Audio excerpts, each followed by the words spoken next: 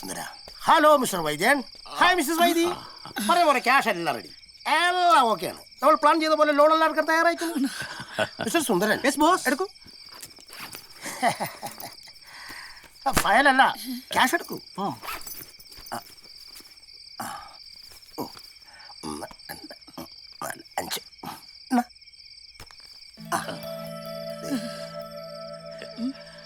ഇത് വലിയൊരു സഹായമാണ് ലാലപ്പ. നിങ്ങളൊരു നല്ല മനസ്സിന്റെ ഉടമയാ. എന്റെ മകന് ജോലി കൊടുത്തു, ഇപ്പൊ ഈ പണം തന്ന് ഞങ്ങളെ സഹായിച്ചു. ഇതൊന്നും ഞാൻ ഒരിക്കലും മറക്കില്ല. വേണ്ട, ഒരിക്കലും മറക്കേണ്ടി വരികയില്ല. അതാണ് ലാലപ്പൻ കാണിച്ചോളാം. അല്ല മിസ്റ്റർ സുന്ദരൻ. Yes boss. ആ, നിങ്ങളുടെ മക്കൾ നന്നാവണം അല്ലേ വൈദ്യ? അവർക്കൊരു ഉത്തരവാദിത്തം വരണം. അവരെ ഒന്ന് കാണിക്കാൻ, ഒന്ന് പേടിപ്പിക്കാൻ. സുന്ദര എടുക്ക. ഈ പേപ്പറിൽ ഒപ്പിട്ടേ. അതിന് ഇതില് ഒന്നും എഴുതി ചേർത്തിട്ടില്ലല്ലോ. എഴുതി ചേർത്തിട്ടില്ല. ബ്ലാങ്കാ. Fill in the blanks with Lalappan കളിച്ചോളാം. എല്ലാം ഞാൻ പൂരിപ്പിച്ചോളാം. ഡോണ്ട് വറി, ബി ഹാപ്പി വൈദ്യർ.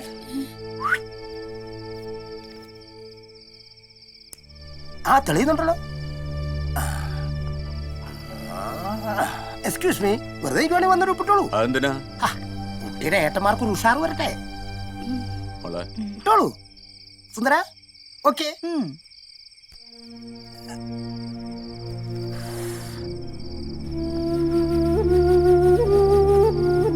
വൈദ്യ പറഞ്ഞോളൂ. അത് വേണോ?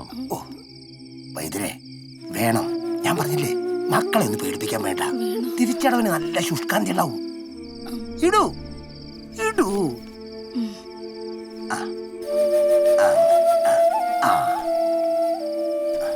എല്ലാം ഓക്കെ അല്ലേ? ഇത് വേണ്ട, ഇത് മതി. സുന്ദര, വൈദ്യർ ഓക്കെ അല്ലേ? അല്ലെങ്കിൽ പറയണം. എല്ലാവരും ഹാപ്പി അല്ലേ? അപ്പൊ എല്ലാം പറഞ്ഞ പോലെ വൈദ്യർ ഹാപ്പി അല്ലേ? സുന്ദര, catch him. Come on. Okay, boss. എന്താടാ നീ എന്നോട് ഒറ്റയ്ക്ക് സംസാരിക്കണ്ടെന്ന് പറഞ്ഞു? ഏട്ടാ, ഒരു കാര്യമുണ്ട്. എന്ത് കാര്യം? എന്റെ ആയുർവേദത്തെ പുച്ഛിച്ചിട്ട് നിന്റെ ഹോമിയോനെ പൊക്കി പറയാനാണ്? വേണ്ട, അതിന് വേണ്ട. ഇത് ആയുർവേദ ഹോമിയോ ഒന്നുമല്ല. പിന്നെ ജീവിതത്തിൽ വരാൻ പോകുന്ന കുറച്ച് നല്ല മാറ്റങ്ങളെ പറ്റി സംസാരിക്കാനാ ചേട്ടാ. എന്ത് മാറ്റം? നീ പറ. ഞാനേ പുഷ്കര മുതലാളിയെ കണ്ടിരുന്നു. പുഷ്കര മുതലാളിയോ? ആ, അയാളെ നീ പോയി കണ്ടോ? ഞാൻ പോയി കണ്ടതല്ല, അയാളെ മാനേജർ എന്നെ കൂട്ടിക്കൊണ്ടു പോയതാ. എന്തിന്? മുതലാളി ഒരു മൾട്ടി സ്പെഷ്യാലിറ്റി ഹോസ്പിറ്റൽ തുടങ്ങാൻ പോകുന്ന കാര്യം ഏട്ടനറിയാലോ. അതിലൊരു ഹോമിയോ ഡിപ്പാർട്ട്മെന്റ് തുടങ്ങാനാ മുതലാളിയുടെ പ്ലാൻ. ഞാന് അതിന്റെ തലപ്പത്ത്. നീയാ? അതെങ്ങനെ സംഭവിച്ചു? ഏട്ടാ ഒന്ന് കേൾക്ക്. അയാളുടെ കയ്യിൽ കോടിക്കണക്കിന് കാശുണ്ട്. ഏട്ടൻ ഈ ലാലപ്പിന്റെ അടുത്ത് നിന്ന് നക്കാപ്പിച്ച കാശിന് ജോലി ചെയ്യുന്നതിന് പകരം എന്റെ കൂടെ വാ. ഞാൻ സംസാരിക്കാം ഏട്ടന്റെ കാര്യം മുതലാളിയോട്. അതൊന്നും വേണ്ട, അച്ഛനൊന്നും ഇഷ്ടാവില്ല. വെറുതെ നമ്മൾ പോയി കാണുന്നു, ബാക്കിയൊക്കെ പിന്നത്തെ കാര്യമല്ലേ. ഇനി ആലോചിക്കാനൊന്നും സമയമില്ല, നമ്മൾ നാളെ തന്നെ പോയി കാണുന്നു. ശരി. എന്താ ഇതുവരെ കിട്ടുന്നില്ലേ?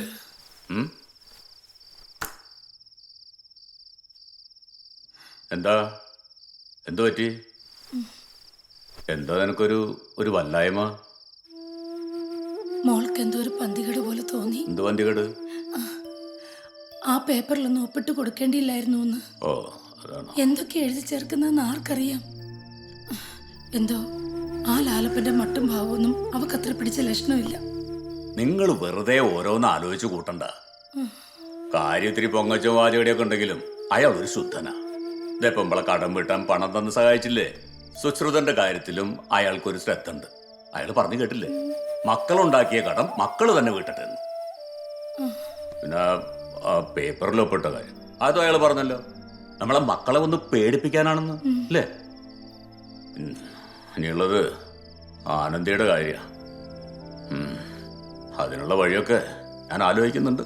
ഇയാള് കാര്യമെന്ന് പറഞ്ഞില്ലേ, സ്വപ്നം കാണാൻ പറ്റാത്തൊരിടത്താ അനിയനെ ഞാൻ കൊണ്ടെത്തിക്കാൻ പോണത്. എന്തു തോന്നുന്നു? അത് നല്ല കാര്യമല്ലേ സർ? ആ, അയക്കര കോണത്ത് ഭാവിയിൽ അനിയൻ പേരും പ്രശസ്തിയുമായി നടക്കുമ്പോൾ മൂത്തവൻ എന്താ പേര് പറഞ്ഞേ? സുശ്രുതൻ. ശ്രുശ്രു വേണ്ട, മൂത്തവൻ അത് മതി. നീ ഇങ്ങനെ ഒന്നുമാവാതെ നടക്കുമ്പോ ഞങ്ങൾക്ക് ഇത്തിരി വിഷമമുണ്ടെന്ന് കൂട്ടിക്കോ. ആയുർവേദം നല്ല സ്കോപ്പുള്ള ഫീൽഡ് തന്നെയാ. പുതിയതായി പണിയുന്ന ഹോസ്പിറ്റലിന്റെ കൂടെ ഒരു ആയുർവേദ വിങ് കൂടി ഞങ്ങൾ പ്ലാൻ ചെയ്യുന്നുണ്ട്. അതിന്റെ തലപ്പത്ത് നീ. എന്താ ബുദ്ധിമുട്ടുണ്ടോ? ഇല്ല, സമ്മതമാണ് സർ. ഏയ്, അയാൾ പറയട്ടെ. ഇല്ല, ബുദ്ധിമുട്ടൊന്നുമില്ല സാർ. പിന്നെ അച്ഛൻ നടത്തുന്നത് പോലെ 4, 3, 7 രൂപ വരുമാനമുള്ളൊരു മാടക്കടയല്ല ഇത്. കിഴിയും സുഖചികിത്സയും ധാരയുമൊക്കെ ഉള്ളൊരു വലിയ പ്രസ്ഥാനം.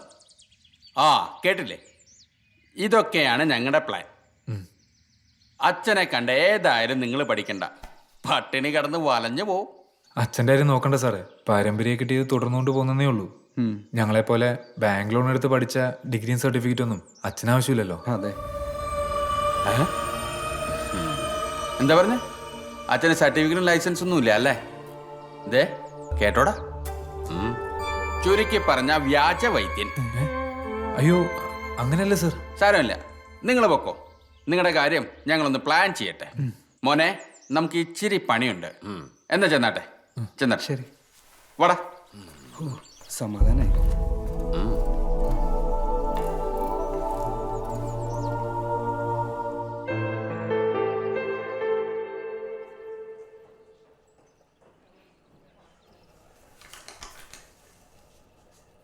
മാഡം, ദേ പുഷ്കരൻ മുതലാളി വരുന്നുണ്ട്.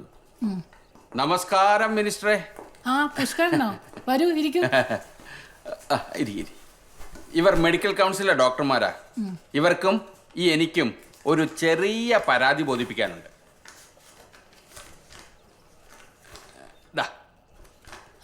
നിവേദനോ? നിങ്ങൾ രോഗികൾക്ക് കൊടുക്കുന്ന കുറിപ്പടിയേക്കാൾ നീളമുണ്ടല്ലോ ഇതിന്. പക്ഷേ ഇത് വായിക്കാം. ഈ അംഗീകാരമില്ലാതെ പ്രവർത്തിക്കുന്ന ക്ലിനിക്കുകൾ കാരണം പൊറുതിമുട്ടിയിരിക്കുക. നമ്മുടെ ഐക്യരക്കോണത്ത് തന്നെ ചില വൈദ്യന്മാർ ചികിത്സിച്ച് അടങ്ങുമെന്ന് പറഞ്ഞ് നടക്കുന്നുണ്ട്. ലൈസൻസോ രജിസ്ട്രേഷനോ ഇല്ലാത്ത വന്മാർ മരുന്ന് കൊടുത്ത് ആർക്കെങ്കിലും എന്തെങ്കിലുമൊക്കെ പറ്റിയ മിനിസ്റ്റർക്ക് പിന്നെ ഈ കസേരയിൽ ഇരിക്കാൻ പറ്റുമോ?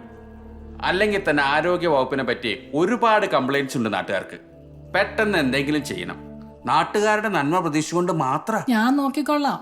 ഇത്തരത്തിൽ അനധികൃതമായി പ്രവർത്തിക്കുന്ന ആൾക്കാരെ ഈ സർക്കാർ വെച്ചോണ്ടിരിക്കില്ല. അത് ഈ സർക്കാരിന്റെ നയമാ.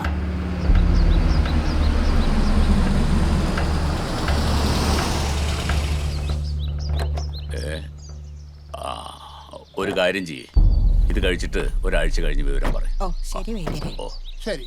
ശരി. ഓ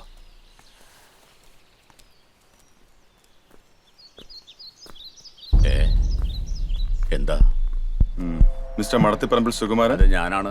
ആരാ മനസ്സിലായില്ലല്ലോ? We are from the health department. ഇവിടെ അനധികൃതമായി ചികിത്സ നടത്തുന്നതായി ഇൻഫർമേഷൻ കിട്ടിയിട്ടുണ്ട്.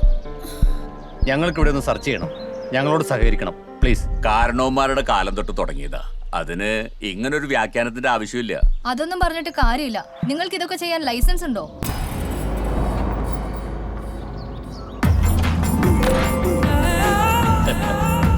ഞാൻ പറഞ്ഞില്ലേ, ഇത് പാരമ്പര്യമായിട്ട് തുടർന്നു പോരുന്നതാ.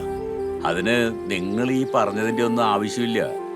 ഇനിയിപ്പോ നിങ്ങളുടെ ജോലിക്ക് ഞാൻ തടസ്സം നിൽക്കുന്നില്ല. എന്താച്ചാ കേറി പരിശോധിക്കാം. ശരി.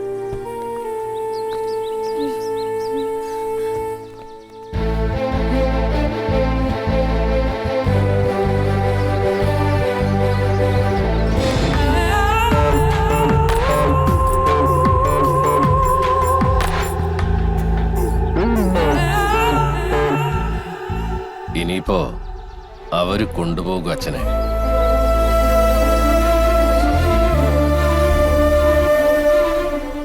നമുക്ക് അവിടെ അങ്ങ് കൂടിയാലോ? ഇന്നത്തോടെ ഇവിടുത്തെ കച്ചവടം ഞാൻ പൂട്ടും. എന്നിട്ട് കഷായവും അരിഷ്ടവും ഒക്കെ നമുക്ക് അവിടെ കാച്ചാം. പോയിക്കോ പോയിക്കോ. പോയാ നീ എവിടം വരെ പോവും?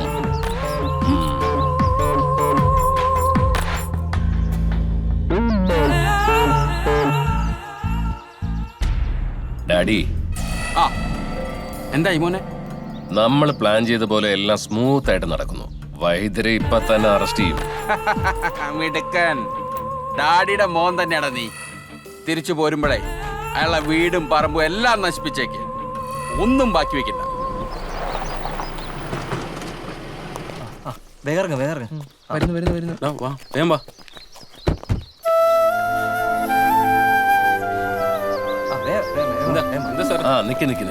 എന്താ കാര്യം സാർ? ഞങ്ങളൊന്ന് എടുത്തോട്ടെ, സംസാരിക്കാം. എല്ലാം കൃത്യസമയത്ത് തന്നെ ആരംഭിച്ചിട്ടുണ്ട്. നിങ്ങളും ഷാർപ്പാണ്. മുക്കും മൂല അരിച്ചു പെറുക്കിക്കൊള്ളണം. വൈദ്യനെ വലിച്ചഴച്ചിറക്കി കൊണ്ടുവരുമ്പോ അതൊക്കെ ചാനലിൽ തിളങ്ങി നിൽക്കണം. ഇന്നത്തെ ന്യൂസ് അവരോടെ സുകുമാരൻ വൈദ്യൻ ഇല്ലാണ്ടാവണം. ഇയാള് മാത്രമല്ല, ഇയാളെ പോലുള്ള എല്ലാരും. നമ്മളിപ്പോൾ നിൽക്കുന്നത് ഇന്ന് പത്മശ്രീ പുരസ്കാരം ലഭിച്ച മടത്തിപ്പറമ്പിൽ സുകുമാരൻ വൈദ്യരുടെ വീട്ടിലാണ്.